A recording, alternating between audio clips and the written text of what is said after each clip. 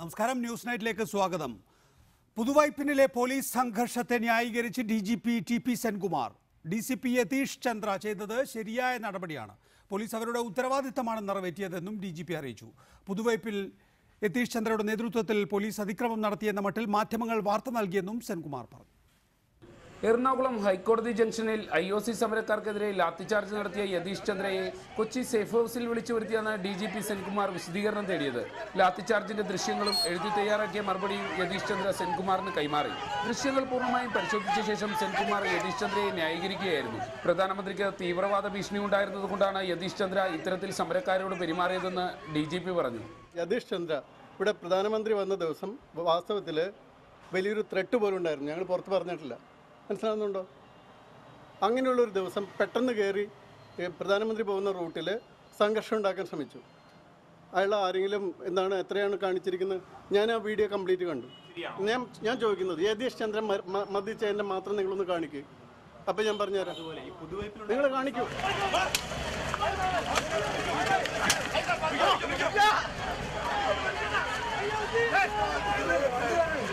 യതീഷ് ചന്ദ്രയാണ് പുതുവൈപ്പിനിൽ ലാത്തിചാർജിന് നേതൃത്വം നൽകിയതെന്ന മട്ടിൽ മാധ്യമങ്ങൾ വാർത്ത നൽകിയെന്നും DGP കുറ്റപ്പെടുത്തി. എന്നാൽ ഹൈക്കോടതി കവലയിലെ പോലീസ് അതിക്രമത്തിന് നേതൃത്വം നൽകിയ യതീഷ് ചന്ദ്രയെ പറ്റി ആവർത്തിച്ച് ചോദിച്ചപ്പോഴും TP സെൻകുമാർ മാധ്യമങ്ങളെ പഴിചാരിയായിരുന്നു മറുപടി നൽകിയത്. നോക്കാം, ഈ വൈപ്പിൻ സംഭവത്തിൽ നിങ്ങൾ ചെയ്തത് ശരിയാണോ? നിങ്ങൾ എന്താ ചെയ്തത്? പുതുവൈപ്പിനിലെ കാര്യം യതീഷ് ചന്ദ്രയുടെ കാര്യം ക്ലിപ്പ് ചെയ്ത് ഒരുമിച്ച് ചേർത്ത് കൊടുത്തു. യതീഷ് ചന്ദ്ര വൈപ്പിനിൽ പോയിട്ടുണ്ടോ? ആദ്യം നിങ്ങൾ ആ സത്യം പറയൂ. യതീഷ് ചന്ദ്ര എപ്പോഴാണ് വൈപ്പിനിൽ പോയതെന്ന് നിങ്ങൾ ആദ്യം പറയും. അത് ആദ്യം പറയും. പുതുവൈപ്പിൽ നോക്കുക. അതല്ല, ഇല്ലില്ല. നിങ്ങൾ കാണിക്കുന്നത് പുതുവൈപ്പിനിലെ കല്ലേറിലും അവിടെ ഉണ്ടായിരുന്ന കാര്യത്തിലും ചോര ഒലിപ്പിക്കുന്നവരെയാണ് യതീഷ് ചന്ദ്രയുടെ ആളായിട്ട് കാണിക്കുന്നത്. പുതുവൈപ്പിനിൽ റൂറൽ SP AV ജോർജ് ആയിരുന്നു പോലീസ് അതിക്രമത്തിന് നേതൃത്വം നൽകിയത്. അതിന് 2 ദിവസം മുൻപായിരുന്നു യതീഷ് ചന്ദ്രയുടെ നേതൃത്വത്തിൽ സമരക്കാരെ ഹൈക്കോടതി ജംഗ്ഷനിൽ തല്ലിച്ചതച്ചത്. ഈ 2 വിഷയങ്ങളിലും പോലീസിന് വീഴ്ചയുണ്ടായിട്ടും ഉദ്യോഗസ്ഥരെ സംരക്ഷിക്കുന്ന നിലപാടാണ് DGP സ്വീകരിച്ചത്. റിപ്പോർട്ടർ, കൊച്ചി. പ്രധാനമന്ത്രി ആക്രമിക്കാൻ ടെറർ മൊഡ്യൂൾ ഉണ്ടായിരുന്നുവെന്ന് DGP TP സെൻകുമാർ. ഇക്കാര്യം പുറത്തു പറയാത്തതാണ്. IOC സമരത്തിന് പിന്നിൽ തീവ്രവാദികളുണ്ട്. പ്രദേശത്ത് ഒരാൾ പോലും ഇല്ലാത്ത സംഘടനകൾ പോലും സമരത്തിലുണ്ടായിരുന്നുവെന്നും DGP പറഞ്ഞു. ആ ത്രെട്ട് പ്രധാനമന്ത്രി ഇവിടെ വരുന്ന സമയത്ത് ഇവിടെ ഒരു ടെറർ മൊഡ്യൂൾ ഉണ്ടായിരുന്നു. മനസ്സിലായോ? നമുക്ക് ആരും റിസ്ക് എടുക്കാൻ പറ്റില്ല. അത്ര തന്നെ. സാർ, ആ ത്രെറ്റ് എത്ര വലുതായിരുന്നു? അതിൽ കൂടുതൽ ഡീറ്റെയിൽസ് പറയാൻ പറ്റില്ല. ഭീകരവാദി ആക്രമണം തന്നെയായിരുന്നു അത്.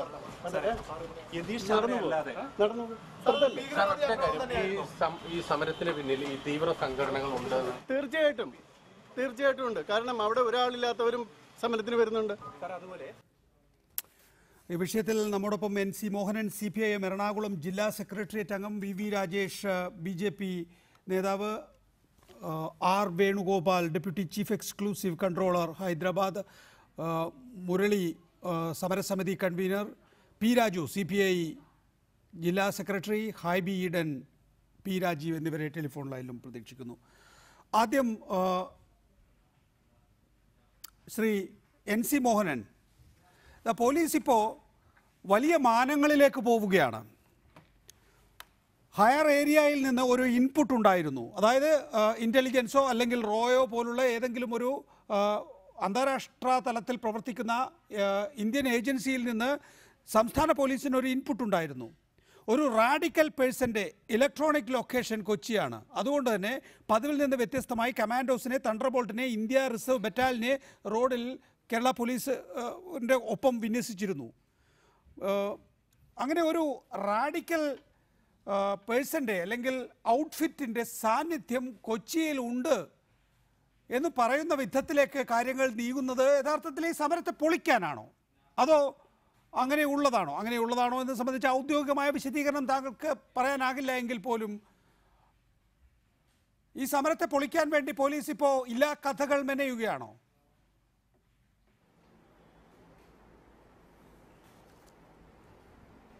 ഈ സമരത്തെ പൊളിക്കാൻ വേണ്ടി പോലീസിന് എല്ലാ കഥകൾ പറയേണ്ട യാതൊരു കാര്യവുമുണ്ട് എന്ന് ഞാൻ കരുതുന്നില്ല. എന്തുകൊണ്ടെന്നാൽ ഈ സമരം കുറേ കാലങ്ങളായി പുതുവൈപ്പ് കേന്ദ്രീകരിച്ച് നടന്നുകൊണ്ടിരുന്ന സമരമാണ്. അന്നൊന്നും സമരത്തിനെതിരായി ഏതെങ്കിലും വിധത്തിൽ പോലീസിൻ്റെ ഭാഗത്തുനിന്ന് ഇടപെടലുകളുണ്ടായി സമരത്തെ പൊളിക്കാൻ വേണ്ടി പരിശ്രമിച്ചു എന്നൊരാരോപണം ആർക്കും ഉന്നയിക്കാനുള്ള അവസരമുണ്ടായിട്ടില്ല.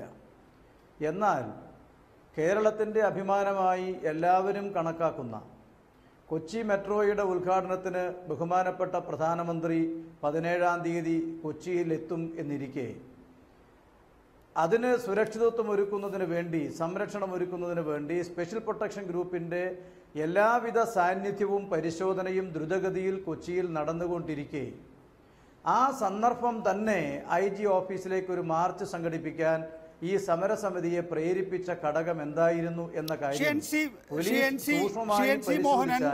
പ്രധാനമന്ത്രി വന്നത് 17-ാം തീയതിയാണ്. യതീഷ് ചന്ദ്രയുടെ നേതൃത്വത്തിൽ യാതൊരു കരുണയുമില്ലാതെ ഒരു കോളനി കാലഘട്ടത്തിൽ എങ്ങനെയാണോ ബ്രിട്ടീഷ് പോലീസ് ഇന്ത്യക്കാരായ ആളുകളോട് ചെയ്യുന്നത് ആ മട്ടിലൊരു ബോഡി ലാംഗ്വേജോടുകൂടി യതീഷ് ചന്ദ്രയുടെ നേതൃത്വത്തിൽ പുതുവൈപ്പിലെ ആബാലവൃദ്ധം ജനങ്ങളെ അടിച്ചോടിക്കുകയാണ് ചെയ്യുന്നത്. പ്രധാനമന്ത്രി വരുന്നത് 17-ന്, യതീഷ് ചന്ദ്രയുടെ തല്ല് 16-ന്. ഈ പ്രധാനമന്ത്രിയുമായി ഈ കണക്ട് ചെയ്യാനുള്ള ശ്രമം യഥാർത്ഥത്തിൽ വിജയിക്കുന്നുണ്ടോ?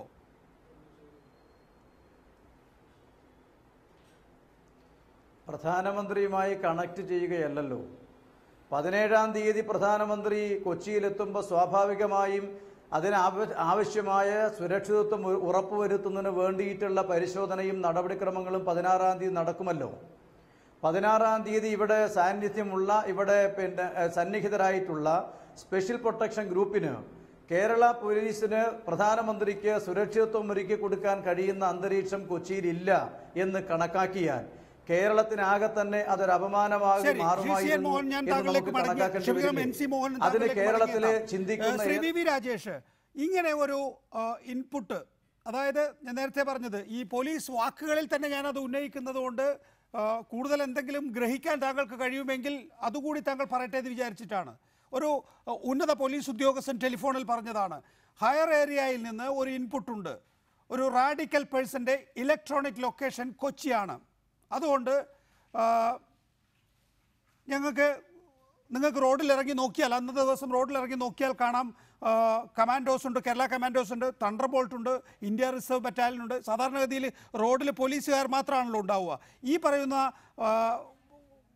കമാൻഡോസിനെ കൂടി അവിടെ ഇറക്കാനുള്ള സാഹചര്യം എന്ന് പറയുന്നത് ഈ പറയുന്ന ഇൻപുട്ട് കാരണമാണ്. അതായത് ഒരു തീവ്രവാദി കൊച്ചിയിൽ ഉണ്ടായിരുന്നു, അയാൾ മൊബൈൽ ഫോൺ ഉപയോഗിച്ചപ്പോൾ കേന്ദ്ര ഇൻ്റലിജൻസിനോ റോയ്ക്കോ വിവരം കിട്ടി, ഇതാ പ്രധാനമന്ത്രി പോകാനിടയുള്ള കൊച്ചിയിൽ ഇങ്ങനെ ഒരു തീവ്രവാദിയുടെ സാന്നിധ്യമുണ്ട് എന്ന്. അത് കളിച്ച കളിയല്ല, ചെറുതല്ല കാര്യം.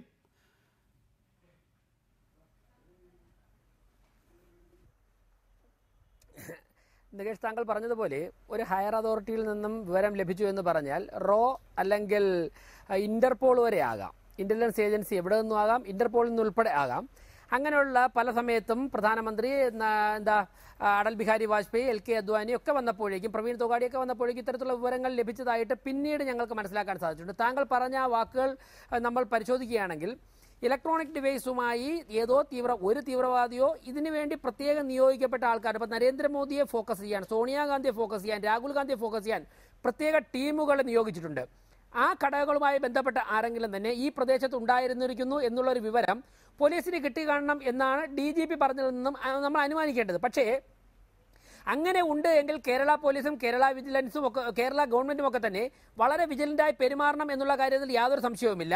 അതിൽ നമ്മൾ എല്ലാവരും യോജിക്കുന്ന ഒരു പോയിന്റാണ്. പക്ഷേ ഞാൻ ചോദിക്കുന്നത്, അങ്ങനെ പോലീസിനെ ഒരു വിവരം ലഭിച്ചിരുന്നുവെങ്കിൽ എന്തുകൊണ്ട് 16-ാം തീയതി ഇവർക്ക് പ്രകടനം നടത്തുവാനുള്ള അനുവാദം കൊടുത്തു? ഇല്ല, പ്രകടനം നടത്തുവാനുള്ള അനുവാദം കൊടുത്തില്ല എന്നുണ്ടെങ്കിൽ ഈ സ്ഥലത്ത് ആൾക്കാർ അസംബിൾ ചെയ്യുമായിരുന്നില്ലല്ലോ. ഇവർ വരുന്ന സമയത്ത് തന്നെ വൈപ്പിൻകരയിൽ നിന്ന് 16-ാം തീയതി അസംബിൾ ചെയ്യാനുള്ള അനുമതി അവർ ചോദിച്ചിട്ടേ ഇല്ല എന്നാണ് പോലീസ് പറയുന്നത്, DGP പറയുന്നത്, പിന്നീട് കോടിയേരി ബാലകൃഷ്ണനും പറഞ്ഞത്. അല്ല, പോലീസിന് എൻ്റെ പോയിന്റ്, പോലീസിന് ഈ സമരങ്ങളെ, ജനകീയ സമരങ്ങളെ പിണറായി വിജയൻ ഭരിക്കുമ്പോഴേക്കും അടിച്ചമർത്തുക എന്നുള്ളൊരു നയം പോലീസിനുണ്ട്. പോലീസിന് ചർച്ച ചെയ്തതിന് ശേഷം നമുക്ക് മറ്റു കാര്യങ്ങളിലേക്ക് പിണറായി വിജയനെ നമുക്ക് ആക്രമിക്കാം. പി രാജീവ്, ശ്രീ പി രാജീവ്, പ്രധാനമന്ത്രി വന്നത് 17-ാം തീയതിയാണെന്ന് നമുക്ക് എല്ലാവർക്കും അറിയാമല്ലോ. യതീഷ് ചന്ദ്രയുടെ ഭീകര താണ്ഡവം കൊച്ചി നഗരത്തിൽ നടന്നത് 16-ാം തീയതിയാണ്.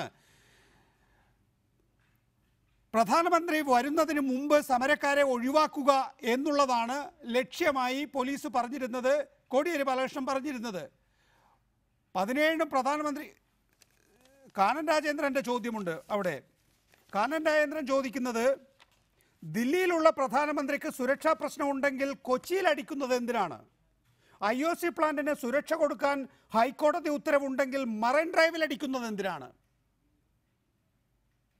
ഇപ്പോഴെങ്കിലും ആ ചോദ്യം ചോദിച്ചാൽ മതി. കാരണം ഇതുവരെ പറഞ്ഞുകൊണ്ടിരുന്നത് ഈ 16-ാം തീയതി നടന്ന സംഭവത്തിന് പകരം അവിടെ പുതുവൈപ്പിനിൽ ഈ മർദ്ദനത്തിന് നേതൃത്വം നൽകിയ ഈ ഉദ്യോഗസ്ഥനെതിരെ നടപടിയെടുക്കണമെന്നാണ് ഇതുപോലെ നേതാക്കന്മാർ പരസ്യ പ്രസ്താവനകൾ പറഞ്ഞുകൊണ്ടിരുന്നത്. അതിലൊന്ന് റിപ്പോർട്ടർ ചാനൽ എങ്ങനെയാണെന്ന് എനിക്കറിയില്ല. മറ്റെല്ലാ ചാനലുകളിലും 16-ാം തീയതി വാർത്തയായിരുന്നില്ല, 17-നും വാർത്തയായിരുന്നില്ല, 18-ന് ലാത്തി ചാർജ് പറയുമ്പോഴാണ് അതിന്റെ വിഷ്വൽസായി ഈ ദൃശ്യങ്ങൾ ഉപയോഗിച്ചിട്ടുള്ളത്. അപ്പോ 16-ന് നടന്ന സംഭവത്തിൽ മാധ്യമങ്ങൾ അന്ന് തെറ്റായി ഇത് വല്ലാതെ കണ്ടിരുന്നുവെങ്കിൽ ആ രൂപത്തിലാകുമായതിൽ വരേണ്ടത്.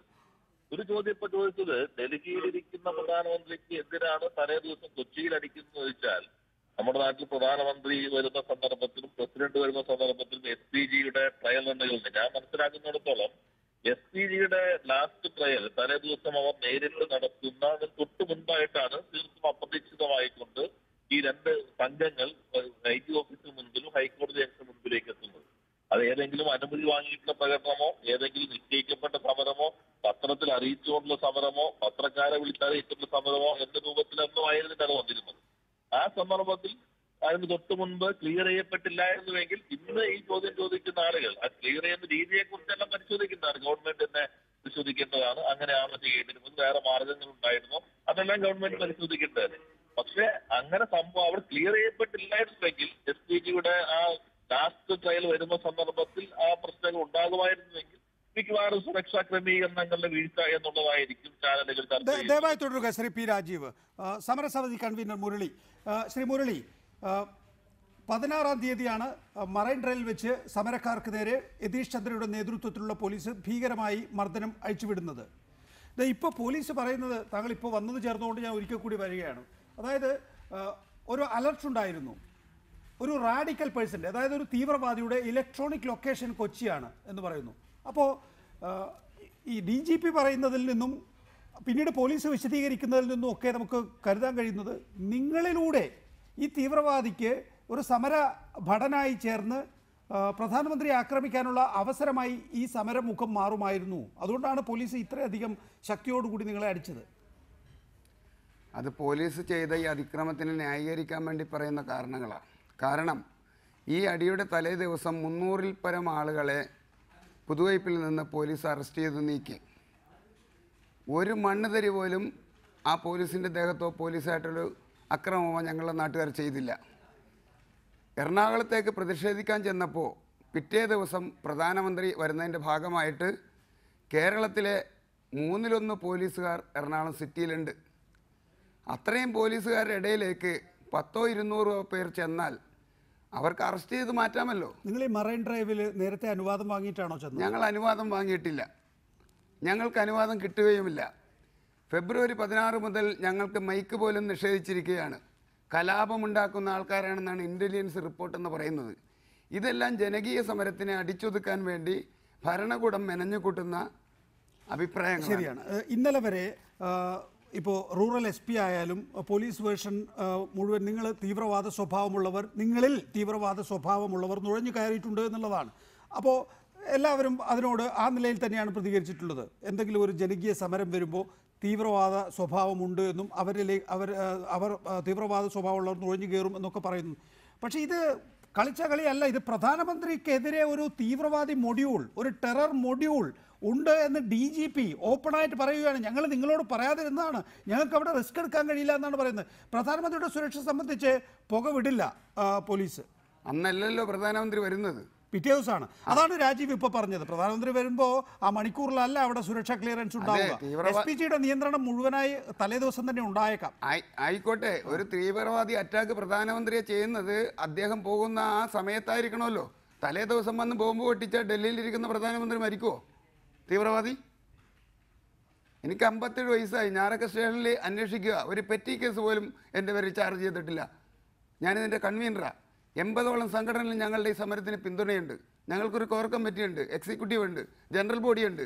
ഇതെല്ലാം ഞങ്ങളാണ് തീരുമാനിക്കുന്നത്. ഞങ്ങളുടെ സർക്കിളിലേക്ക് ഒരു തീവ്രവാദിയെയും ഞങ്ങൾ കടത്തിവിടെയുള്ള ഒരു മാവോയിസ്റ്റുകളെയും. പക്ഷേ ഇവർ സമാധാനപരമായി സമരം ചെയ്യുന്ന എല്ലാവരെയും മാവോയിസ്റ്റുകളെയും തീവ്രവാദികളാക്കുന്ന ഗവൺമെൻറ് നയമാണ് ഇപ്പോൾ നടപ്പാക്കിക്കൊണ്ടിരിക്കുന്നത്. സമരത്തിന് പിന്നിൽ തീവ്രവാദികളുണ്ടോ? DGPയോട് ഇന്ന് എറണാകുളത്ത് ഉയർന്നു വന്നിട്ടുള്ള ചോദ്യമാണ്. ഉത്തരം ഇതാണ്: ആ സമരത്തിൽ മറ്റ് ചിലരുണ്ട്. വൈപ്പിനിൽ ഒരാൾ പോലും ഇല്ലാത്തവർ പോലും സമരത്തിന് വരുന്നുണ്ട്. ജനകീയ സമരങ്ങൾ നടക്കുമ്പോൾ, കൊക്കക്കോളക്കെതിരെ നടന്നപ്പോൾ അവിടുത്തെ പ്ലാച്ചിമടക്കാർ മാത്രമാണോ അവിടെ സമരം ചെയ്തത്? ഇവിടെ മൂലംപള്ളി വികസനത്തിന് പേരിൽ അടിച്ചോടിച്ചല്ലോ. അന്നും ഇടതുപക്ഷ ഗവൺമെൻറ്റാണ്. വിഷമമുണ്ട് ഞങ്ങൾക്ക്. ബഹുമാനപ്പെട്ട എല്ലാ ബഹുമാനവും നിലനിർത്തിക്കൊണ്ട് പറയുന്നു, അന്ന് അച്യുതാനന്ദൻ പറഞ്ഞത് അവിടെ നക്സലൈറ്റുകളാണ് പ്രശ്നമുണ്ടാക്കിയത്. ഒരു മനുഷ്യൻ്റെ ആയുസിൽ സ്വപ്നമാണ് ഒരു വീടുണ്ടാക്കുക എന്നുള്ളത്. JCB ഉപയോഗിച്ച് ഇടിച്ച് പൊളിച്ചു കഴിഞ്ഞപ്പോൾ ഇപ്പോഴും ഒരു വഴിയാധാരമല്ലേ പരിഹരിച്ചിട്ടുണ്ട്. ശ്രീ പി രാജീവ് അതിന് മറുപടി പറഞ്ഞേ തീരൂ. മൂലംപള്ളിയിൽ അതായത് ഇപ്പോൾ സമരം നടക്കുന്ന അതിൻ്റെ ഏതാണ്ട് ഒരു 5-6 കിലോമീറ്റർ അപ്പുറത്താണ് മൂലംപള്ളിയിൽ, അല്ലേ? അതെ അതെ. മൂലംപള്ളിയിൽ ഈ നിലയിൽ വലിയ പ്രക്ഷോഭം ഉണ്ടായത്. കാരണം തങ്ങളുടെ വീടും കുടിയും നഷ്ടപ്പെടുമ്പോൾ അതിനെതിരെ വാവിട്ട് കരയുക എന്ന സമരമാർഗമായിരുന്നു അന്ന് മൂലംപള്ളിയിൽ ഉണ്ടായിരുന്നത്. ആ സമരത്തെക്കുറിച്ചും പോലീസ് പറഞ്ഞത് അതിൽ തീവ്രവാദ സാന്നിധ്യമുണ്ട്, നക്സലൈറ്റുകളാണ് എന്നായിരുന്നു. അന്നും ഇടതുപക്ഷ ഗവൺമെന്റ് ആയിരുന്നു. ശ്രീ പി രാജീവ്, ഏത് വികസന പദ്ധതി വരുമ്പോഴും അതിനകത്ത് കുടിയൊഴിപ്പിക്കപ്പെടുന്നവർക്ക് ന്യായമായ രീതിയിലുള്ള പുനരധിവാസവും അവർക്ക് തുടർച്ചയിൽ ജീവിക്കുന്നതിനാവശ്യമായ ഒരു നഷ്ടപരിഹാരം കൊണ്ട് മാത്രം അവസാനിക്കേണ്ടതല്ല, തുടർച്ചയിൽ ജീവിക്കുന്നതിനാവശ്യമായിട്ടുള്ള സഹായവും ഭരണ സംവിധാനത്തിന്റെ ഭാഗത്തുണ്ടാകണം എന്ന് തന്നെയാണ് ഞങ്ങളുടെ അഭിപ്രായം. ആ രീതിയിൽ തന്നെയാണ് ഇപ്പോ ഇൻഫോ പാർക്കിന് സ്ഥലമെടുത്ത സന്ദർഭത്തിലായാലും സ്മാർട്ട് സിറ്റിക്ക് സ്ഥലമെടുത്ത സന്ദർഭത്തിലായാലും അന്നത്തെ LDF ഗവൺമെന്റ്, VS നയിച്ച ഗവൺമെന്റ് സമീപനം സ്വീകരിച്ചത്. മൂലംപള്ളിയുടെ കാര്യത്തിൽ അത് പൂർണ്ണമായും ആ രൂപത്തിൽ അന്ന് നടപ്പിലാക്കാൻ കഴിഞ്ഞിരുന്നില്ല എന്നത് യാഥാർത്ഥ്യമാണ്. അതിനുശേഷം പിന്നീട് കൊട്ടിഘോഷിക്കപ്പെട്ട കുറെ കാര്യങ്ങൾ ഉണ്ടായിരുന്നല്ലോ. എന്നാൽ VS അന്നിന്റെ സന്ദർഭത്തിൽ തന്നെ ഒരു പാക്കേജിലേക്ക് വരികയും കുറേയേറെ കാര്യങ്ങൾ നടപ്പിലാക്കാൻ കഴിയുകയും ചെയ്തു. പിന്നീട് വന്ന ഗവൺമെന്റ് ഇതാ പുതിയ പാക്കേജ് എന്ന് പറഞ്ഞ ചർച്ചയായി ഉൾപ്പെടെ കരാറുകൾ ഒപ്പുവെച്ചെങ്കിലും ഇപ്പോഴും പൂർത്തീകരിക്കാൻ കഴിയാത്ത ചില ഭാഗങ്ങളുണ്ട് എന്നത് യാഥാർത്ഥ്യമാണ്. അത്തരം പ്രശ്നങ്ങൾ പരിഹരിക്കേണ്ട ഉത്തരവാദിത്വം ഭരണ സംവിധാനത്തിലുണ്ട്. ശരി. ശ്രീ പി രാജീവ്, ഇക്കാര്യത്തിൽ ജനയുഗം രാവിലെ നൽകിയ മുന്നറിയിപ്പ് താങ്കൾ വായിച്ചു കാണുമല്ലോ. ജനയുഗത്തിന്റെ എഡിറ്റോറിയലിൽ ഇങ്ങനെ പറയുന്നു: വികസനം എന്നാൽ 10 വരിപ്പാതകളും വമ്പൻ തുറമുഖങ്ങളും ലോകോത്തര വിമാനത്താവളങ്ങളും വാതക കുഴൽ ശൃംഖലകളും വ്യവസായ സമുച്ചയങ്ങളും അണക്കെട്ടുകളും ആഡംബര മാളുകളും ഉൾപ്പെട്ട നിർമ്മിതികളായി കാണുന്ന പാശ്ചാത്യ മുതലാളിത്ത സംസ്കാരം ചോദ്യം ചെയ്യപ്പെടുക തന്നെ ചെയ്യും. അത്തരം ദുരന്തങ്ങളുടെ മറുപുറമാണ് സിംഗൂരും നന്ദിഗ്രാമും. അവയിൽ നിന്ന് പാഠങ്ങൾ ഉൾക്കൊള്ളാൻ നാം തയ്യാറാകണം എന്നാണ്. അതായത് ഓർമ്മിപ്പിക്കുന്നത്, പിണറായി വിജയൻ സർക്കാരിനെ CPI ഓർമ്മിപ്പിക്കുന്നത് നിങ്ങൾ ബംഗാളിലെ സിംഗൂരും നന്ദിഗ്രാമും കേരളത്തിൽ ആവർത്തിക്കരുത് എന്നാണ്. അല്ല, ഒരു ഇപ്പൊ ജനയുഗം ഒരു വായിക്കപ്പെടാൻ ഇത്തരം പല കാര്യങ്ങളും ഓരോ സന്ദർഭത്തിൽ എഴുതുന്നുണ്ട്. ഇവിടുത്തെ പ്രശ്നവും അതുമായി താരതമ്യം ചെയ്യേണ്ട ഒരു കാര്യവുമില്ല. യഥാർത്ഥത്തിൽ വികസനത്തെ കുറിച്ച് നല്ല കാഴ്ചപ്പാടുള്ളതാണ് ഇടതുപക്ഷം പൊതുവെയും CPIയും വിശേഷ. അതിനെക്കുറിച്ച് ഞങ്ങൾക്ക് നല്ല കാഴ്ചപ്പാടുണ്ട്. ജനങ്ങളുടെ ജീവിത നിലവാരം ഉയർത്തലാണ് വികസനമെന്ന് ലക്ഷ്യം വയ്ക്കുന്നത്. വളർച്ച വികസനമായി തുല്യമായി ഞങ്ങൾ കാണുന്നില്ല. എന്നാൽ വികസനത്തിന്റെ മുന്നുപാധിയായിട്ട് തന്നെയാണ് വളർച്ചയെ കുറിച്ച് ഞങ്ങൾ കാണുന്നത്. റോഡും വേണ്ട, പാലങ്ങളും വേണ്ട, കെട്ടിടങ്ങളും വേണ്ട, അല്ലാതെയുള്ള ജീവിത നിലവാരം ഉയരുമെന്നുള്ള കാഴ്ചപ്പാട് ഞങ്ങൾ മുന്നോട്ട് വയ്ക്കുകയില്ല. അതൊക്കെ രാഷ്ട്രീയമാണ്. പക്ഷെ അതിനപ്പുറത്തേക്ക് ഇപ്പോൾ ഒരു ടെറർ മോഡ്യൂളിനെ കുറിച്ച് പറയുന്നു. അതുകൊണ്ട് തന്നെ പോലീസ് ആക്ഷൻ ന്യായീകരിക്കാവുന്നതാണ് എന്ന് CPMന്റെ സംസ്ഥാന സെക്രട്ടറിയും ഡയറക്ടർ ജനറൽ ഓഫ് പോലീസും പറയുന്നു. ശരി, ഇനി ആ ഭാഗത്തെ സമരക്കാരെ ഒഴിപ്പിക്കേണ്ടതുണ്ട്. അവർ സമരക്കാരാണ്, ആബാലവൃദ്ധം ജനങ്ങളാണ്. വെറും ചെറുപ്പക്കാരായ ആളുകളോ അല്ലെങ്കിൽ ആണുങ്ങളായ ആളുകൾ മാത്രമല്ല, സ്ത്രീകൾ, കുട്ടികൾ അടങ്ങുന്ന ഒരു ആബാലവൃദ്ധം ജനത തന്നെ അവിടെ മറൈൻ ഡ്രൈവിൽ എത്തിച്ചേർന്നിരുന്നു. പക്ഷെ അവരെ നീക്കുന്നതിന് മാനുഷിക പരിഗണന കാണിക്കാൻ കഴിയില്ലേ? ഇതേ യതീഷ് ചന്ദ്രയെക്കുറിച്ച് മുമ്പ് പിണറായി വിജയൻ എന്താണ് പറഞ്ഞത്, എന്താണ് VS അച്യുതാനന്ദൻ പറഞ്ഞത്, എന്താണ് പി രാജീവ് പറഞ്ഞത് എന്ന് രാജീവ് പറഞ്ഞെങ്കിലും രാജീവിന് ഓർമ്മയുണ്ടാവുമല്ലോ. ഇതൊരു തരം കോളനിവൽക്കരണ കാലഘട്ടത്തിൽ ബ്രിട്ടീഷ് പോലീസ് ഇന്ത്യക്കാരോട് എങ്ങനെയാണോ പെരുമാറുന്നത് അതിനേക്കാൾ നീചമായ വിധത്തിൽ, മനുഷ്യത്വരഹിതമായ വിധത്തിലല്ലേ യതീഷ് ചന്ദ്ര പെരുമാറിയത്? ഒരു ഇടതുപക്ഷ ഭരണകാലത്ത് ജനങ്ങളോട് ഇങ്ങനെയാണോ പോലീസ് പെരുമാറേണ്ടത്? അല്ല, അതിന് നികേഷ്, അവിടെ നടന്ന സംഭവത്തിന്റെ നാനാവശങ്ങളും ഗവൺമെന്റ് പരിശോധിക്കണമെന്ന് തന്നെയാണ് ഞങ്ങളുടെ അഭിപ്രായം. അതിനകത്ത് പോലീസിന്റെ ഭാഗത്ത് വീഴ്ച ഉണ്ടായിട്ടുണ്ടോ, അതോടൊപ്പം തന്നെ ബോധപൂർവം കലാപം സൃഷ്ടിക്കാൻ ശ്രമം നടന്നിട്ടുണ്ടോ, അവിടെ ഈ സമരത്തിനകത്ത് അവിടുത്തെ ജനങ്ങൾ നല്ലൊരു പങ്കും ആ സമരത്തിന്റെ ഭാഗമായി നിൽക്കുന്നു എന്നത് യാഥാർത്ഥ്യമാണ്. എന്നാൽ പുറത്തുള്ള പല ശക്തികളും ആ സമരത്തിന്റെ ഭാഗമായി വരുന്നുണ്ട്. തിരുവനന്തപുരത്ത് വിഴിഞ്ഞ പദ്ധതിക്കെതിരെ സമരം നയിച്ച ഒരാൾ അത് കഴിഞ്ഞിട്ട് ഇവിടെ വന്ന് ഈ സമരം ഉദ്ഘാടനം ചെയ്തതിനു ശേഷം അവിടെ തന്നെ വീടെടുത്ത് താമസിക്കുന്നതായി ഇപ്പോ പോലീസിന്റെ തന്നെ ഇന്നലെ വിവരങ്ങൾ പറയുകയുണ്ടായി. പല ശക്തികളും അവിടെ വരുന്നുണ്ട്. അത് ആരൊക്കെയാണ് അകത്ത് വരുന്നത്, പുറത്ത് ആരൊക്കെയുണ്ട് എന്ന് ഗവൺമെന്റ് പരിശോധിക്കേണ്ടത് തന്നെയാണ്. ജനങ്ങളിൽ ഉണ്ടായിട്ടുള്ള ആശങ്ക പരിഹരിക്കുന്നതിനാവശ്യമായ നിലപാട് സ്വീകരിക്കണം. അതിനകത്ത് മർദ്ദന ഉപകരണങ്ങൾ ആ രൂപത്തിൽ ഉപയോഗിക്കേണ്ടതില്ല എന്ന് തന്നെയാണ് ഞങ്ങളുടെ അഭിപ്രായം. എന്നാൽ ഓരോന്നിന്റെയും ഏത് രൂപത്തിലും ഞങ്ങളും ഒത്തിരിയേറെ സമരങ്ങൾ നയിക്കുകയും ഒത്തിരിയേറെ മർദ്ദനങ്ങളെല്ലാം വിദ്യാർത്ഥി കാലഘട്ടത്തിൽ ഓരോ സന്ദർഭത്തിലും പലരും ഏറ്റുവാങ്ങുന്നുണ്ടല്ലോ. ഞങ്ങളെപ്പോഴും പലരും ഏറ്റുവാങ്ങുന്നുണ്ട്. അത്തരം ഘട്ടത്തിലെല്ലാം നാം എടുക്കുന്ന സമീപനമുണ്ട്. അതിന്റെ എല്ലാ വശങ്ങളും പരിശോധിക്കേണ്ടതുണ്ട്. ജനക്കൂട്ടം ഒരിക്കലും ട്രെയിൻ ചെയ്ത് വന്നിട്ട് വിഭാഗമല്ല, പോലീസ് ട്രെയിൻ ചെയ്തിട്ടുള്ള വിഭാഗമാണ്. അപ്പൊ ഓരോ സന്ദർഭത്തെയും എങ്ങനെയാണ് വിനിയോഗിക്കേണ്ടത്? ഇപ്പോ ഈ ട്രയൽ നടക്കുന്ന സന്ദർഭത്തിൽ ഇതുപോലെ അറിയാനിപ്പോ ഈ കഴിഞ്ഞ വാർത്തയിലും എന്നാണ് എനിക്ക് മനസ്സിലാക്കാൻ കഴിഞ്ഞിട്ടുള്ളത്. പോലീസിന്റെ കയ്യിലായിരിക്കും അത്തരം വിവരങ്ങൾ ഉണ്ടായിരിക്കുക. അതുപോലെ ഗൗരവമായ ഒരു സാഹചര്യത്തിൽ എങ്ങനെയായിരിക്കും പോലീസ് ആ സന്ദർഭത്തിൽ ഇടപെടേണ്ടത്? അങ്ങനെ തന്നെയാണ് ഇടപെട്ടത്. ഒരു ഘട്ടത്തിൽ CPM നേതാക്കൾ ഭ്രാന്തൻ നായ എന്നും ഗുണ്ട എന്നും ഒക്കെ വിളിച്ച ആൾ അതേ നിലയിൽ തന്നെ തങ്ങൾ ഭരിക്കുന്ന കാലഘട്ടത്തിൽ പറയുമ്പോൾ ഇത് ലാബല്ല, എങ്ങനെയാണ് പോലീസ് ആക്ഷൻ എന്നുള്ളത് മുൻകൂട്ടി പറയാൻ കഴിയില്ല എന്നൊക്കെ മാറ്റി പറയുമ്പോൾ ഇക്കാര്യത്തിൽ വ്യക്തമായ ഒരു നിലപാടില്ല എന്നല്ലേ? ഇന്നിപ്പോൾ DGP പറയുന്നത് പോലീസ് ലാബിലല്ല വർക്ക് ചെയ്യുന്നത്, ഒരാളെ കൃത്യമായി പിടിച്ചു മാറ്റാനൊന്നും ആവില്ല എന്നുള്ളതാണ്. യഥാർത്ഥത്തിൽ ആ നയം തന്നെയാണ് CPM ഏറ്റുവാങ്ങിയിരിക്കുന്നത്. അതുകൊണ്ട് തന്നെ ആ സാഹചര്യം പരിശോധിക്കേണ്ടതുണ്ട്. അവിടെ നടന്ന കാര്യങ്ങൾ ആകെ പരിശോധിക്കുന്നുണ്ട്. പോലീസിന്റെ ഭാഗത്ത് വീഴ്ച ഉണ്ടായിട്ടുണ്ടോ എന്ന് പരിശോധിക്കേണ്ടതുണ്ട്. എന്നാൽ പെട്ടെന്ന് ഒരു നേരത്തെ ഞങ്ങൾ പറഞ്ഞ കാര്യങ്ങൾ ചിലപ്പോൾ ഇപ്പൊ നിങ്ങൾ എടുത്തു പറയുന്നത് നല്ലത് തന്നെ. ആ കാലഘട്ടത്തിൽ ഇതൊന്നും പറയാതിരുന്നാണെങ്കിൽ ഇപ്പൊ വല്ലാതെ എടുത്ത് പറയുമ്പോൾ ഞങ്ങൾക്ക് സന്തോഷമുണ്ട്. നേരത്തെ നടന്ന സംഭവങ്ങളുടെ കാലഘട്ടത്തിൽ വല്ലാതെ തമസ്കരിച്ച മാധ്യമങ്ങൾ ഇന്ന് അതേ വിഷയങ്ങൾ തന്നെ ഉപയോഗിച്ചുകൊണ്ട് ഇത്തരം കാര്യങ്ങൾ ഇങ്ങനെയൊക്കെ ആയിരുന്നു എന്ന് ഇന്നെങ്കിലും വർഷങ്ങൾക്ക് ശേഷം പറയുന്നുണ്ടല്ലോ. അന്ന് ഇതാണ് പോലീസ് എന്ന് ആർത്തട്ടഹസിച്ചിരുന്ന ആളുകൾ ഇപ്പോ അതിനെതിരായി പറയുന്നത് സന്തോഷകരമായ കാര്യം തന്നെ. ഞങ്ങളുടെ അഭിപ്രായം ഇത്തരത്തിലുള്ള ഘട്ടത്തിൽ പോലീസ് പെരുമാറേണ്ട രീതിയുണ്ട്. അതിൽ നിന്ന് വ്യത്യസ്തമായ ചിലത് വന്നിരിക്കുന്നു. ഇപ്പൊ വന്നിരിക്കുന്ന അറിവുകൾ വെച്ചുകൊണ്ട് കുറെ കൂടി ഗൗരവമായ ഒരു സാഹചര്യം ഇപ്പൊ നിലവിലിരുന്നു. തുടരുക. ശ്രീ രാജേഷ്, നിങ്ങളുടെ പ്രധാനമന്ത്രി, നിങ്ങളുടെ എന്ന് പറയുമ്പോൾ രാജേഷിന്റെ അല്ല, എന്റെ അടക്കം പ്രധാനമന്ത്രിയുടെ ജീവൻ രക്ഷിക്കുന്നതിന് വേണ്ടിയാണ് യതീഷ് ചന്ദ്ര ഇത്ര ക്രൂരമായി അവിടെ സമരം ചെയ്യുന്ന പാവങ്ങളോട് ഈ നിലയിൽ പെരുമാറിയത് എന്നാണ് വിശദീകരണം.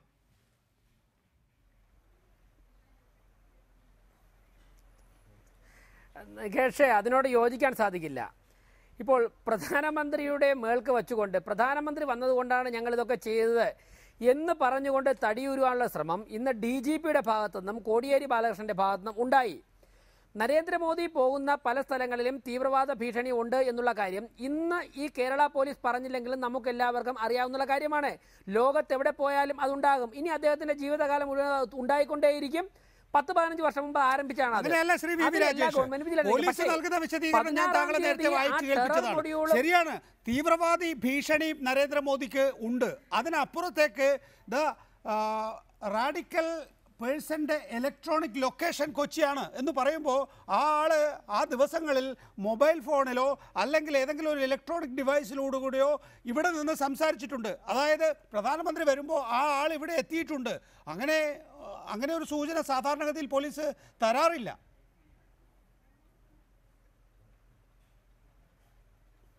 അല്ല, പോലീസ് ഇന്ന് ഇങ്ങനെ ഒരു സൂചന തന്നത് എന്തുകൊണ്ടാണെന്ന് പോലീസ് തന്നെ വിശദീകരിക്കേണ്ടതായിട്ടുണ്ട്. എനിക്ക് പറയുവാനുള്ളത്, ഇത്രത്തോളം പറഞ്ഞ സ്ഥിതിക്ക് അതിന്റെ ബാക്കി കാര്യങ്ങൾ കൂടി പോലീസ് പറയട്ടെ. ഈ പുകമറയങ്ങ് മാറട്ടെ, പോലീസ് തന്നെ വിശദീകരിക്കട്ടെ. അവർക്ക് ഇന്ന വിവരം കിട്ടി, അവർ ഐഡന്റിഫൈ ചെയ്ത് ഇന്നതാണ്, അങ്ങനെയുള്ള കാര്യങ്ങൾ കൂടി പോലീസ് വിശദീകരിച്ചു കഴിഞ്ഞാൽ പോലീസ് പറയുന്ന കാര്യങ്ങൾ കൂടുതൽ വിശ്വാസ്യത വരും. പക്ഷേ ഞാൻ ഒരു കാര്യം പറയുന്നു, പ്രധാനമന്ത്രിയുടെ യാത്രയുടെ തലയിൽ കൊണ്ടുവച്ചിട്ട് മൃഗീയമായി പോലീസ് മർദ്ദനത്തിൽ നിന്നും രക്ഷ നേടുവാനുള്ള ഗവൺമെന്റ് ശ്രമിക്കരുത്. ഗവൺമെന്റ് അതിന് ഉത്തരവാദികൾക്കെതിരെ നടപടിയെടുക്കണം. 16-ാം തീയതി ഈ സമരം നടത്താൻ വേണ്ടി വൈപ്പിൻകരയിൽ നിന്നും ആൾക്കാർ പുറപ്പെട്ട സമയത്ത് തന്നെ അവരുടെ വാഹനങ്ങൾ അവിടെ തടയാമായിരുന്നു. ആ പോലീസ് സ്റ്റേഷനിൽ കസ്റ്റഡിയിൽ എടുക്കാമായിരുന്നു. ഒറ്റയ്ക്കും കൂട്ടായും 5 or 10 പേരൊക്കെ തന്നെ യാത്ര ചെയ്യുന്ന സ്ഥലത്ത് പോലീസിനെ ഡിപ്ലോയ് ചെയ്ത് അവരെ അവിടെ തന്നെ തടഞ്ഞിരുന്നുവെങ്കിൽ ഹൈക്കോർട്ടിന്റെ അവിടെ വന്ന് ഇത്രയും ഒരു ടെൻഷൻ സിറ്റുവേഷൻ അവർ ക്രിയേറ്റ് ചെയ്യുമായിരുന്നില്ല. ഇത്രയും ഒരു ക്രൂരമർദ്ദനം ഒഴിവാക്കാമായിരുന്നു. ഇത് ഈ സർക്കാരിനെതിരെ ജനകീയ സമരങ്ങൾ ചെയ്തു കഴിഞ്ഞാൽ ഞങ്ങൾ പോലീസിനെ ഉപയോഗിച്ചുകൊണ്ട് അടിച്ചമർത്തും എന്നുള്ളൊരു സൂചനയാണ് നൽകുന്നത്. മുഖ്യമന്ത്രി ബുധനാഴ്ച, അതായത് നാളെ ചർച്ചയ്ക്ക് വിളിച്ചിരിക്കുകയാണ്. കോടിയേരി ബാലകൃഷ്ണന്റെ വാക്കുകളാണ്. സമരം ഒഴിവാക്കുമെന്ന് മുഖ്യമന്ത്രിക്ക് ഉറപ്പ് നൽകിയിരുന്നു. ഹൈക്കോടതി പ്രശ്നത്തിൽ ഇടപെട്ടു. നിർമ്മാണം തടസ്സപ്പെടുത്തില്ല എന്ന് സമരക്കാർ ഉറപ്പ് നൽകി എന്നാണ്, ഹൈക്കോടതിക്ക് ഉറപ്പ് നൽകി എന്നാണ് പറയുന്നത്. ഒരു മുഖ്യമന്ത്രി നിങ്ങളെ ചർച്ചയ്ക്ക് വിളിക്കുമ്പോൾ ഈ നിലയിൽ കാര്യങ്ങൾ തടസ്സപ്പെടുത്തി അക്രമ സമരത്തിന് ഇറങ്ങാമോ? 1. 2, ഹൈക്കോടതിയിൽ നിങ്ങൾ പോയി പറയുകയാണ് ഇതിൻ്റെ പ്രവർത്തനം തടയില്ല എന്ന്. അത് തടയില്ല എന്ന് പറഞ്ഞിട്ട് അവിടെ തടയാൻ ഇറങ്ങുന്നത് ഹൈക്കോടതിയോട് ഉള്ള നിങ്ങളുടെ ഉറപ്പിൻ്റെ ലംഘനമാണ്. ഇത് ശുദ്ധ വിവരക്കേടാണ്. ഞങ്ങൾ ഹൈക്കോടതിയിലൊന്നും ഓരോടത്തും ഇത്തരം ഒരു കാര്യം എഴുതി കൊടുത്തിട്ടില്ല. അദ്ദേഹത്തിന് തെറ്റുപറ്റിയതാണ്. NGTയുടെ ഇടക്കാല ഉത്തരവിൽ അങ്ങനെ ഒരു പരാമർശമുണ്ട്. അതായത് ഇവർ IOCക്കാർ ആദ്യം ഞങ്ങൾക്കത് കഴിഞ്ഞ ജൂലൈയിൽ ഒരു സ്റ്റാറ്റസ് കോ കിട്ടി. അത് ഞങ്ങൾക്ക് എക്സ്പാർട്ടി കിട്ടിയതാണ് അവരുടെ വക്കീലിൻ്റെ അസാന്നിധ്യത്തിൽ. ഓഗസ്റ്റ് 2 അത് മോഡിഫൈ ചെയ്തു. അവർ പറഞ്ഞ് ഇത് ഈ സ്റ്റാറ്റസ് കോ കാരണം ഞങ്ങൾക്ക് പെർമിറ്റ് ചെയ്ത ഏരിയയിലും നിർമ്മാണം നടക്കുന്നില്ല എന്ന് പറഞ്ഞു. അതിൻ്റെ പേരിൽ അത് ഒഴിവാക്കി കൊടുത്തു. 200 മീറ്ററിനും 300 മീറ്ററിനും ഇടയിൽ നിർമ്മാണത്തിന് അവർക്ക് അനുവാദമുണ്ട്. അതിൻ്റെ അടിസ്ഥാനത്തിലാണ് അവർ ഹൈക്കോടതിയിൽ ഒരു പോലീസ് പ്രൊട്ടക്ഷൻ ആവശ്യപ്പെട്ടുകൊണ്ട് അതിൻ്റെ അടിസ്ഥാനത്തിൽ അവർക്ക് പോലീസ് പ്രൊട്ടക്ഷൻ കൊടുത്തു. ആ പോലീസ് പ്രൊട്ടക്ഷൻ കൊടുത്തത് ഈ 200-നും 300-നും ഇടയിൽ നിർമ്മാണം നടത്താനാണ്. അത് ലംഘിച്ചുകൊണ്ട് 200-നുള്ളിൽ CRZ കോസ്റ്റൽ സോൺ അതോറിറ്റി പറഞ്ഞുകൊടുത്ത് പണിയാതിരുന്നിട്ടാണ് ഞങ്ങൾ തടുക്കാൻ ചെന്നത്. ഇത് ഈ പറഞ്ഞ കാര്യം ഇവർ NGTയിലാണ് ഉന്നയിച്ചത്.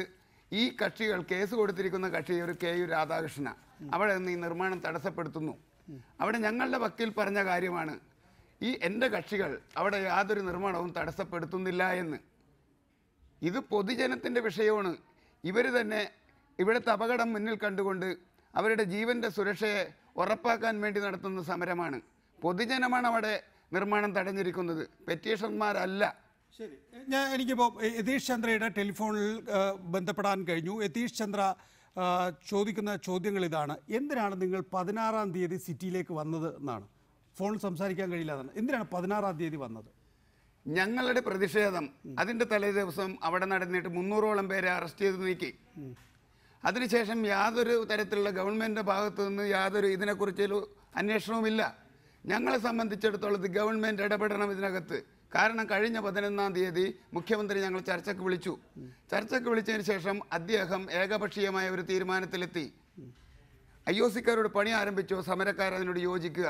ഞങ്ങൾ പറഞ്ഞത് കോസ്റ്റൽ സോൺ മാനേജ്മെൻറ്റ് അതോറിറ്റി അങ്ങയുടെ പരിസ്ഥിതി വകുപ്പാണ് കൈകാര്യം ചെയ്യുന്നത്. യതീഷ് ചന്ദ്ര അങ്ങനെ ചോദിക്കുന്നതിൻ്റെ കാര്യം എന്ന് പറയുന്നത് നിങ്ങളിലൂടെ ഒരു ടെറർ മോഡ്യൂളിന് നഗരത്തിലേക്ക് കടക്കാനുള്ള സാധ്യത ഉണ്ട് ഒന്ന് പരിശോധിക്കുന്നതിന് വേണ്ടിയാണ്. യതീഷ് ചന്ദ്ര അങ്ങനെ ചോദിക്കുമ്പോൾ ആ നിലയിലുള്ള അർത്ഥം അതിലുണ്ടെന്ന് വേണം നമ്മൾ മനസ്സിലാക്കാൻ. അങ്ങനെ ഒരു ക്രിമിനൽ ഞങ്ങളുടെ കൂട്ടത്തിലുണ്ടെങ്കിൽ ഇവരതിനെ അടിച്ചോടിക്കുകയല്ല ചെയ്യേണ്ടത്.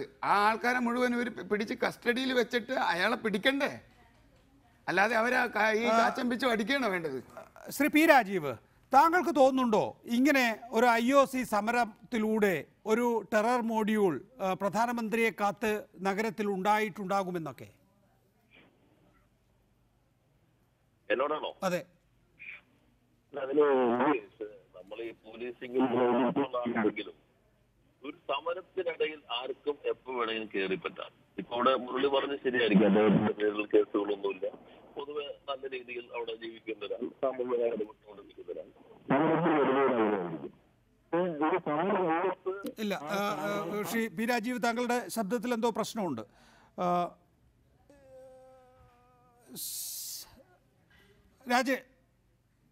രാജീവ് കേൾക്കാമോ? രാജീവ്, ശബ്ദം കൃത്യമാണോ എന്നൊന്ന് പറഞ്ഞോളൂ, ബാക്കി പറയും. അതിന് ഒരു സമരം മുരളി പറഞ്ഞത് ശരിയായിരിക്കും, അദ്ദേഹത്തിന്റെ പേരിൽ കേസുകളിലില്ല. മറ്റ് രീതി സമരത്തിൽ പങ്കെടുക്കുന്ന പലരും ആ പശ്ചാത്തലമുള്ളവരായിരിക്കാം. നമ്മൾ പെട്ടെന്നൊരു സമരത്തിൽ നിൽക്കുമ്പോൾ അതിനാർക്കും ഏത് സമയത്തും വന്ന് കയറാൻ പറ്റുന്ന സാഹചര്യം ഉണ്ടാവും. അപ്പൊ ഈ പ്രധാനമന്ത്രി വരുന്നതിന്റെ തൊട്ട് തന്നെ ദിവസം ഇത് ഇപ്പോഴാണ് പരിശോധിക്കുക ഒരു SPG എന്ന് പറഞ്ഞാൽ. അവര് പരിശോധിക്കുമ്പോൾ ലൈൻ ക്ലിയർ അല്ലെങ്കിൽ അതിന്റെ അർത്ഥം നാളെയും ഇത് സംഭവിക്കാമെന്നുള്ളത് തന്നെയാണ്. ഇവിടെ നേരത്തെ രാജേഷ് പറഞ്ഞ പോലെ വലിയ വാഹനങ്ങളിലൊന്നും സമരക്കാർ വന്നതായി ഞാൻ മനസ്സിലാക്കുന്നില്ല. അത് വലിയൊരു മൊബിലൈസേഷൻ അവിടെ ഉണ്ടായതായിട്ടും ഞാൻ മനസ്സിലാക്കുന്നില്ല. ആ വിഷ്വൽസ് കാണുമ്പോൾ തന്നെ 4-5 പോലീസുകാരാണ് ആ രംഗം കൈകാര്യം ചെയ്തത്. ഞാൻ ഈ വിഷ്വൽസിന് മാത്രമാണ് ഈ പ്രശ്നം കണ്ടിട്ടുള്ളത്. അപ്പോ അങ്ങനെയുള്ള ചില സാഹചര്യങ്ങൾ ഉണ്ടാകാം. അപ്പൊ പോലീസ് അപ്പോൾ ഒരു റിസ്ക് എടുക്കാൻ സാധാരണഗതിയിൽ പോലീസ് തയ്യാറാവില്ല. പക്ഷെ ഇതുപോലെ തന്നെ ആണോ ഒരു പോലീസ് ഉദ്യോഗസ്ഥന സന്ദർഭത്തിൽ പെരുമാറേണ്ടത്? വേറെ മാർഗങ്ങൾ ഉണ്ടായിരുന്നോ? എന്തുകൊണ്ട് അങ്ങനെ വന്നു? അത് അന്വേഷണത്തിലൂടെയോ അല്ലെങ്കിൽ ഗവൺമെന്റ് പരിശോധനയിലൂടെയോ കണ്ടെത്തേണ്ടതാണ്. ഇവിടെ കാനത്തിനെ ഞാൻ ഒന്നുകൂടി കോട്ട് ചെയ്യുകയാണ്. പോലീസ് നിരതായിട്ട് സർക്കാരിന്റെ പ്രതിച്ഛായ ബാധിച്ചിട്ടുണ്ട്. ഈ സർക്കാരിനെ വിലക്കെടുക്കാൻ പോലീസിന്റെ ശ്രമമുണ്ട്. പോലീസ് ജനങ്ങളെ സംരക്ഷിക്കേണ്ടവരാണ്. ഉപദ്രവിക്കുമ്പോൾ സ്വാഭാവികമായും ജനങ്ങൾക്ക് വികാരമുണ്ടാകും. അല്ല, അതില് CPIയുടെ പ്രസ്താവന തന്നെ വന്നത് പുതുവൈപ്പിനിൽ സമരക്കാരെ തല്ലിച്ചതച്ച യതീഷ് ചന്ദ്രയ്ക്കെതിരെ നടപടി സ്വീകരിക്കുന്നതാണ്. ഇന്ന് പത്രത്തിൽ അവരുടെ സ്റ്റേറ്റ്മെന്റ് കണ്ടത്. അപ്പൊ യഥാർത്ഥത്തിൽ അത് പൂർണ്ണമായിട്ടും മനസ്സിലാക്കാൻ കഴിഞ്ഞിട്ടില്ല. അതുകൊണ്ടായിരിക്കും അത്തരം സ്റ്റേറ്റ്മെന്റ് വന്നിട്ടുണ്ടാവുക. ഇവിടെ ഒരു കാര്യമുള്ളത്, ഈ ഗ്രീൻ ട്രിബ്യൂണലിന്റെ ഭാഗമായി തന്നെ അവിടുത്തെ പഞ്ചായത്ത് സെക്രട്ടറിയും അതുപോലെ തന്നെ കോസ്റ്റൽ അതോറിറ്റി സെക്രട്ടറിയും മിനിസ്ട്രി ഓഫ് എൻവയോൺമെന്റ് സെക്രട്ടറിയും ഒരു അന്വേഷണം നടത്തി പരിശോധന നടത്തി ആ റിപ്പോർട്ട് കൂടി നടക്കുകയുണ്ടായി. അവിടെയാണ് ഇപ്പോൾ ഹൈഡ്രോ കാർബൺ ആണെങ്കിൽ 0 ഡിസ്റ്റൻസിൽ പോലും തുടങ്ങാം എന്നുള്ളത് കൂടി വെച്ചുകൊണ്ടാണ് പിന്നീട് മറ്റു നിർമ്മാണ പ്രവർത്തനങ്ങളിലേക്ക് പോയിട്ടുള്ളത്. ഇവിടെ ഒരു പ്രശ്നം 2009 മുതൽ നിൽക്കുന്നതാണല്ലോ. എറണാകുളത്താണെങ്കിൽ 10,000 ടാങ്ക് ടണ്ണിലെത്തുന്ന മറ്റൊരു ടാങ്ക് ഉണ്ട്. നമ്മുടെ ജില്ലയ്ക്കകത്ത് മറ്റൊരു പ്രദേശത്ത് വേറെ സ്ഥലത്ത് അതുപോലെ തന്നെ 6,000-7,000 ഇതുള്ള ടാങ്ക് വിൽക്കുന്നുണ്ട്. അതിനേക്കാളും ആധുനിക ടെക്നോളജിയാണ് ഇവിടെ ഉപയോഗിക്കുന്നു എന്ന് പറയുന്നുണ്ട്. അപ്പൊ അത്തരം സന്ദർഭത്തിൽ ജനങ്ങൾക്ക് ഭീതി ഉണ്ടാകാം. ജനങ്ങൾക്ക് ഭീതി ഇപ്പൊ LNG വന്നപ്പോൾ ജനങ്ങൾക്ക് ഭീതി ഉള്ളത് കൊണ്ടാണല്ലോ ആപാലവൃദ്ധം ജനങ്ങൾ. രാജീവ് ഇപ്പോൾ ഫോണിൽ സംസാരിക്കുന്നത് പുറത്തു നിന്നായിരിക്കും. ഒരുപക്ഷെ ഏതെങ്കിലും മുറിക്കുള്ളിൽ നിന്നോ TV കാണാനുള്ള സൗകര്യത്തിൽ നിന്നോ ആയിരിക്കില്ല എന്നെനിക്ക് ഉറപ്പുണ്ട്. താങ്കളിപ്പോൾ സംസാരിക്കുമ്പോഴുള്ള ദൃശ്യങ്ങൾ ഒരു പോലീസ് ഉദ്യോഗസ്ഥൻ നിർദാക്ഷിണ്യം സമരക്കാരെ മർദ്ദിക്കുന്നതാണ്. ഞാൻ നേരത്തെ അങ്കമാലിയുടെ കാര്യം താങ്കൾ തന്നെയാണല്ലോ അന്ന് അവിടെ പ്രസംഗിച്ചത്. ഒരു സോഫ്റ്റ്വെയർ മേഖലയിൽ നിന്ന് സിവിൽ സർവീസ് പരീക്ഷ എഴുതി ജയിച്ചു വന്ന IPS എടുത്ത് ട്രെയിനിങ് കഴിഞ്ഞ് പുറത്തിറങ്ങുന്ന ആൾ സംസാരിക്കുന്ന ഭാഷയിലല്ല യതീഷ് ചന്ദ്ര സംസാരിക്കുന്നത്. അയാളുടെ ബോഡി ലാംഗ്വേജിനെ കുറിച്ചും താങ്കൾ പറയുന്നുണ്ട്. വേറൊരു സാഹചര്യമാണിപ്പോൾ. വേറൊരു വിഭാഗം ആളുകൾ, അതിനകത്ത് എന്തെങ്കിലും ഒരു പൊളിറ്റിക്കൽ കളറില്ല, അതിന് വേറൊരു വിഭാഗം ആളുകൾ സമരം ചെയ്യുമ്പോൾ താങ്കൾ എന്താണോ അന്ന് ഏറ്റവും രൂക്ഷമായി പ്രതികരിച്ചത് അതേ നിലയിലുള്ള ഒരു പ്രകടനമാണ് യതീഷ് ചന്ദ്രയുടെ ഭാഗത്തു നിന്നുണ്ടാകുന്നത്. താങ്കൾ നിസ്സംഗമായി പറഞ്ഞു പോകുമ്പോൾ ഒപ്പം കാണിക്കുന്ന ദൃശ്യങ്ങൾ ഇതാണ് എന്ന് അറിയിക്കാൻ വേണ്ടിയാണ് ഞാനത് പറഞ്ഞത്.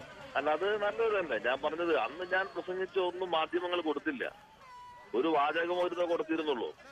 അന്ന് ഒരു മാധ്യമത്തിലും ദൃശ്യമാധ്യമത്തിലും ഒരു ചർച്ച ചെയ്യാൻ ന്യൂസ് അവർ ചർച്ച ചെയ്യപ്പെട്ടില്ല.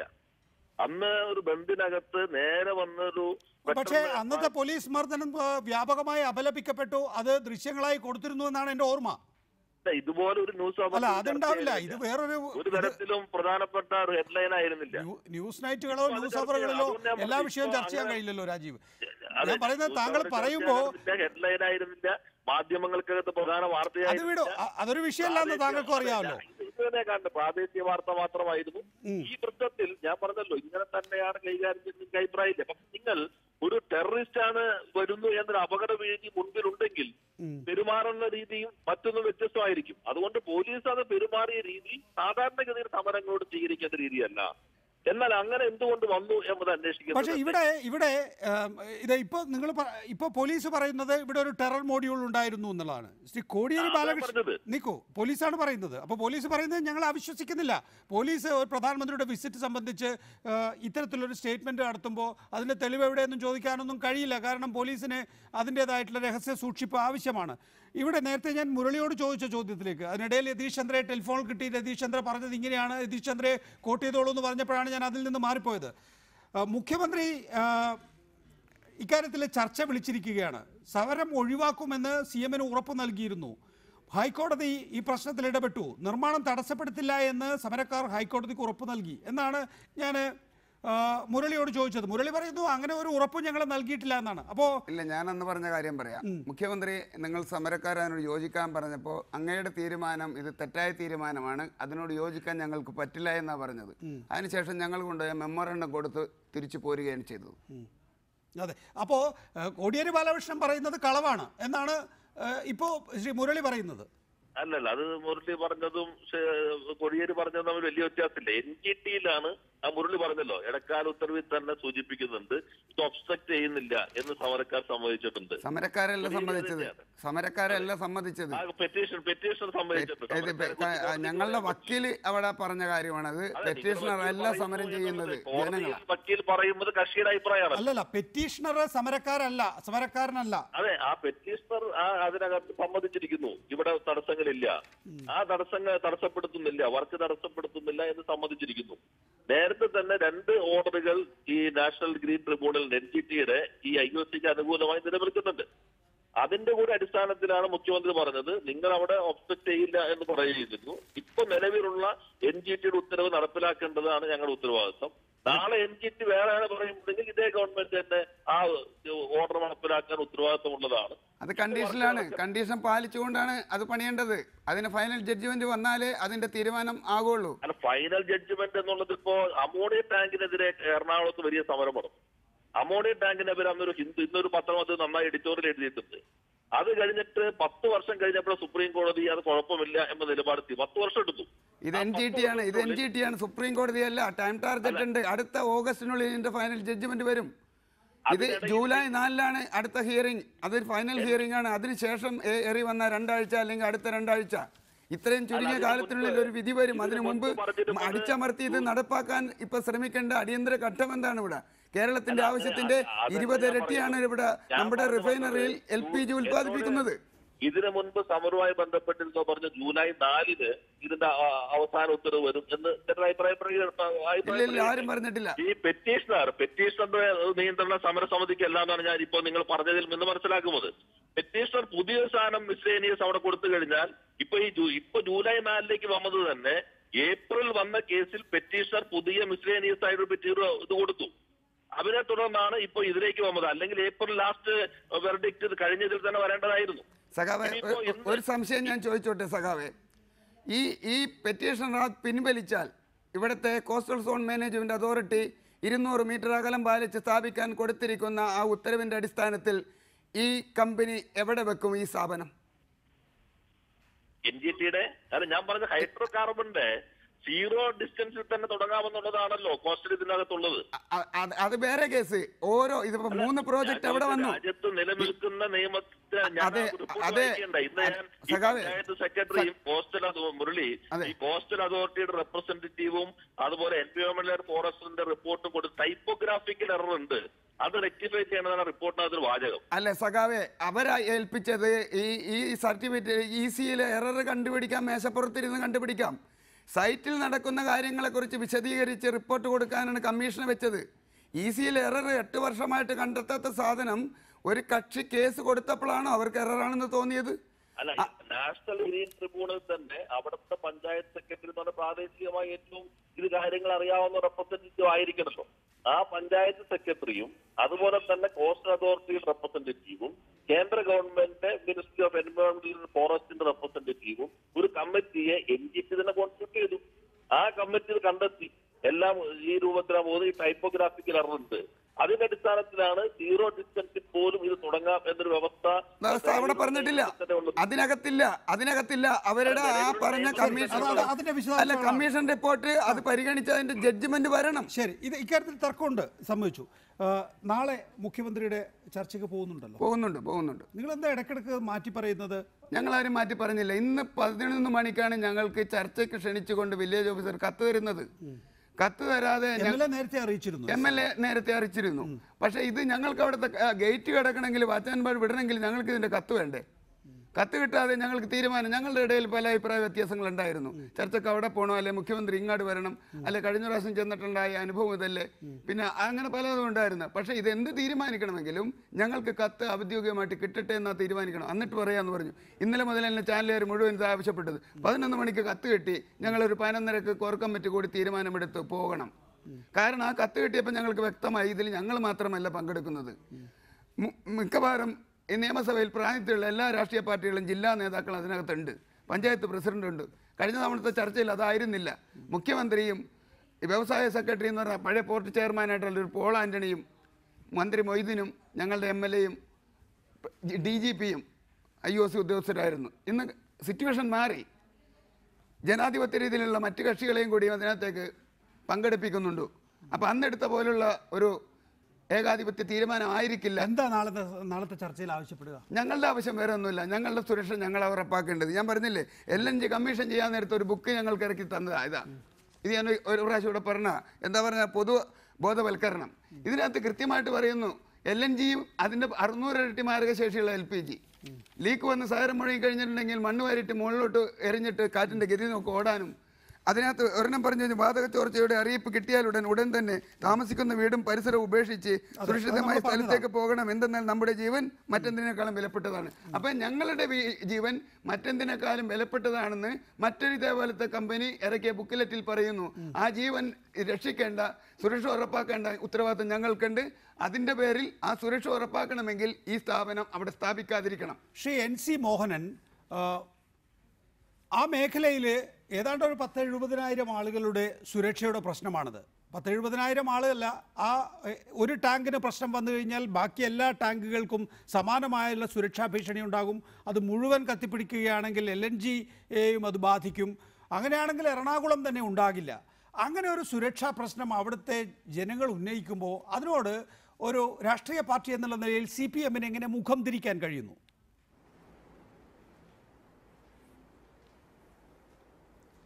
CPIM ആ പ്രദേശത്തെ ജനങ്ങളുടെ ആശങ്കകളുടെ നേരെ മുഖം തിരിച്ചിട്ടില്ല. CPIMൻ്റെ എറണാകുളം ജില്ലാ സെക്രട്ടേറിയറ്റ് വളരെ മുൻപ് തന്നെ പുറപ്പെടുവിച്ചിട്ടുള്ള പ്രസ്താവനയിൽ അടിവരയിട്ട് പറഞ്ഞ കാര്യം, പുതുവൈപ്പ് പ്രദേശത്തുള്ള ജനങ്ങളുടെ ആശങ്കകളും ഉത്കണ്ഠകളും പരിഹരിക്കുവാനുള്ള ഉത്തരവാദിത്വം IOCക്കുണ്ട്, കേന്ദ്ര ഗവൺമെൻറ്റിനുണ്ട്. ആ ഉത്തരവാദിത്വം നിർവഹിച്ചുകൊണ്ട് മാത്രമേ പദ്ധതിയുടെ നിർമ്മാണ പ്രവർത്തനങ്ങളുമായി മുന്നോട്ട് പോകാൻ പാടുള്ളൂ എന്ന് വളരെ അടിവരയിട്ട് വ്യക്തമാക്കിയതാണ്. ഇപ്പോഴും ഞങ്ങൾക്കുള്ളത് ആ നിലപാട് തന്നെയാണ്. പക്ഷേ വളരെ പ്രസക്തമായ ഒരു കാര്യം കൂടി നമ്മളിവിടെ പരിശോധിക്കേണ്ടതാണ്. നേരത്തെ CPIMൻ്റെ ജില്ലാ സെക്രട്ടറി P രാജീവ് ഇതേ ചർച്ചയിൽ പങ്കെടുത്തുകൊണ്ട് ചൂണ്ടിക്കാട്ടിയ ഒരു കാര്യം ഓർക്കുമല്ലോ. അമോണിയ പ്ലാന്റിനെതിരായി നടന്ന സമരം ഏതൊക്കെ തലങ്ങളിൽ ഒരു വലിയ തുറന്ന ചർച്ചകളും സംവാദങ്ങളും പ്രക്ഷോഭങ്ങളും എറണാകുളം ജില്ല കേന്ദ്രീകരിച്ച് ഉയർത്തിക്കൊണ്ടുവന്നതാണ്. അവസാനം ആ സമരത്തിന് നേതൃത്വം കൊടുത്ത ആരെയും പിന്നീട് ചിത്രത്തിൽ കാണുകയുണ്ടായില്ല. ജനങ്ങളുടെ ആശങ്കകൾ പരിഹരിക്കണം എന്ന കാര്യത്തിൽ ഒരു തർക്കവുമില്ല. അവരുടെ ഉത്കണ്ഠകൾക്ക് പരിഹാരമുണ്ടാകണം. പക്ഷേ പദ്ധതിയെ പാടില്ല, വികസനമേ വരാൻ പാടില്ല എന്ന നിലപാടിനോട് നമുക്ക് യോജിക്കാൻ പ്രയാസമുണ്ട്. ശരി, ശ്രീ NC മോഹൻ, ഇവിടെ CPMന്റെ ജില്ലാ നേതൃത്വത്തിന് ഒരു നിലപാടും അവരുടെ പുതുവൈപ്പ് ഉൾപ്പെടുന്ന മേഖലയുടെ MLA ആയ S ശർമ്മയ്ക്ക് മറ്റൊരു നിലപാടും ഇക്കാര്യത്തിൽ ഉണ്ടാകുന്നത് എന്തുകൊണ്ട്? ഈ മന്ത്രിസഭയിലെ ഒരു അംഗമായ മേഴ്സിക്കുട്ടി അമ്മയ്ക്ക് മറ്റൊരു നിലപാടുണ്ടാകുന്നത് എന്തുകൊണ്ട്?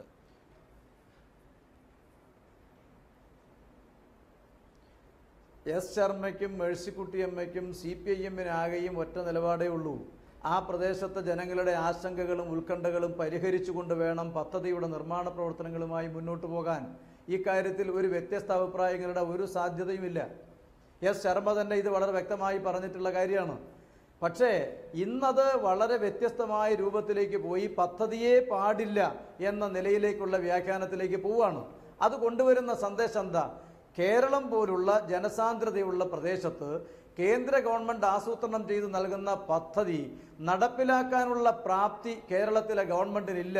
അതുകൊണ്ട് കേരളത്തിൽ ഒരു വികസന സാധ്യതയില്ലെന്നും കേന്ദ്ര വിഹിതം ചിലവഴിക്കാനുള്ള സാധ്യതയില്ലെന്നും കേരളം വികസനത്തിൻ്റെ കാര്യത്തിൽ ഒരു മരുഭൂമിയായി കിടക്കട്ടെ എന്ന അങ്ങേയറ്റം പ്രതിലോമകരമായ ഒരു സന്ദേശത്തിലേക്ക് പോകുമ്പോൾ നമ്മൾ ഇതിനെ രണ്ടും രണ്ടായി കണക്കാക്കേണ്ടിയിരിക്കുന്നു.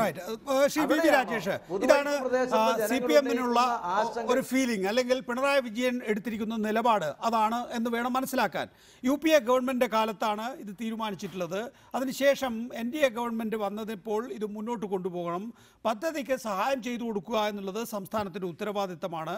തടസ്സങ്ങൾ ഇടപെട്ട് പദ്ധതി നടപ്പിലാക്കുന്നതിനുള്ള സംരക്ഷണം അത് സംസ്ഥാനത്തിൻ്റെ ഉത്തരവാദിത്തമാണ്.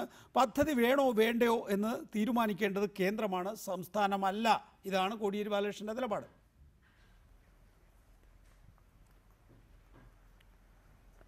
കോടിയേരി ബാലകൃഷ്ണന്റെ ഇന്ന് പറഞ്ഞ 90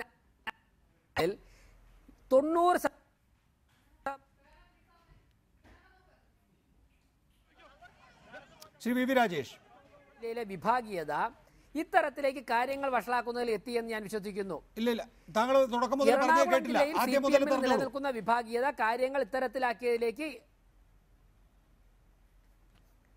നികേഷ്, ഇന്ന് കോടിയേരി ബാലകൃഷ്ണൻ പറഞ്ഞ കാര്യങ്ങളിൽ 90% തെറ്റായ കാര്യങ്ങളാണ്.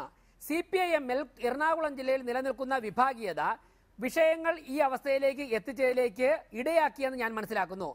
എസ് ശർമ്മയും പി രാജീവിന്റെ വിഭാഗവും തമ്മിലുള്ള ഒരു യുദ്ധമുണ്ടല്ലോ, ആ യുദ്ധമാണ് ഈ അവസ്ഥയിലേക്ക് കാര്യങ്ങൾ എത്തിച്ചത്.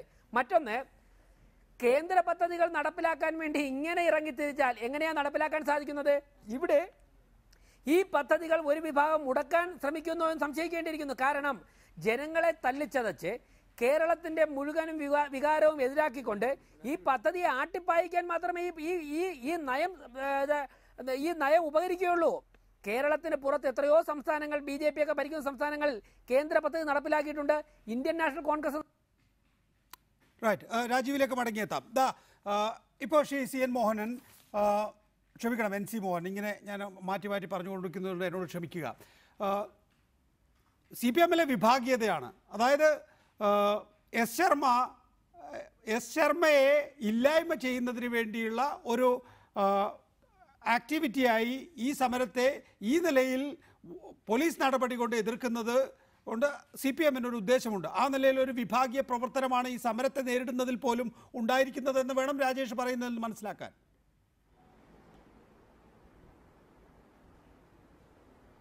ശ്രീ രാജേഷിനെ പോലുള്ള ഒരു BJP നേതാവിൽ നിന്ന് ഇതിനേക്കാൾ വലിയ വിദണ്ഡവാദമൊന്നും നമ്മളാരും പ്രതീക്ഷിക്കുന്നില്ല.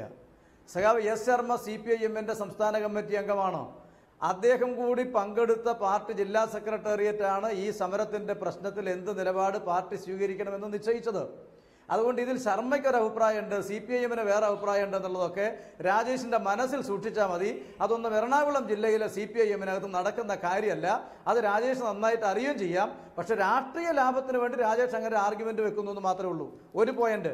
രണ്ടാമത്തെ കാര്യം, കേന്ദ്ര ഗവൺമെന്റ് അനുവദിക്കുന്ന വികസന പദ്ധതികൾ നടപ്പിലാക്കാൻ, അങ്ങനെ കേരളത്തെ വികസനത്തിലേക്ക് നയിക്കാൻ പ്രാപ്തിയില്ലാത്തൊരു ഗവൺമെന്റാണോ പിണറായി വിജയന്റെ ഗവൺമെന്റ് എന്ന് വരുത്തി തീർക്കാൻ കേരളത്തിലെ BJP നേതൃത്വത്തിന് താല്പര്യം ഉണ്ടാകും.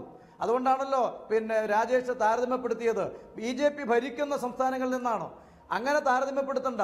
കേന്ദ്ര ഗവൺമെന്റിന്റെ ആവിഷ്കരിക്കുന്ന പദ്ധതിയാണെങ്കിലും കേരളത്തിലെ ഗവൺമെന്റിന്റെ തനതു പദ്ധതികളാണെങ്കിലും നല്ല ഇച്ഛാശക്തിയോടുകൂടി വികസന പദ്ധതികളുമായി മുന്നോട്ട് പോകണമെന്ന ശരിയായ കാഴ്ചപ്പാട് ഉയർത്തിപ്പിടിക്കുന്ന ഗവൺമെന്റാണ് കേരളത്തിലുള്ളത്.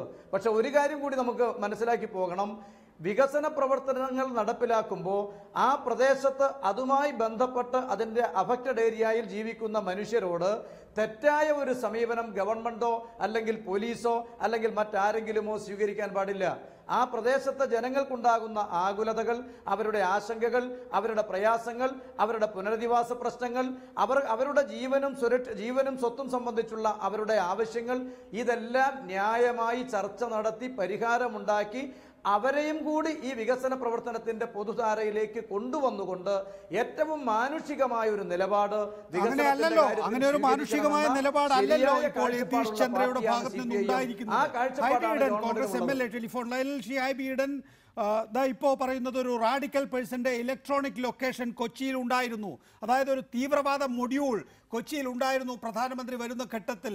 അതുകൊണ്ട് മറൈൻ ഡ്രൈവിലേക്ക് അനുവാദമില്ലാതെ വന്ന സമരക്കാരെ അവിടെ നിന്ന് നീക്കം ചെയ്യേണ്ടത് ആവശ്യമായിരുന്നു. പെട്ടെന്നുള്ള സമരമായിരുന്നു. യതീഷ് ചന്ദ്രയ്ക്ക് നേരിട്ട് തന്നെ അവിടെ അറ്റൻഡ് ചെയ്യേണ്ടി വന്നു. ആ ആളുകളെ അപ്പോൾ തന്നെ അവിടെ നിന്ന് ഒഴിവാക്കുക എന്നുള്ളതാണ് സംസ്ഥാന പോലീസിന് അപ്പോൾ ചെയ്യാൻ കഴിയുക.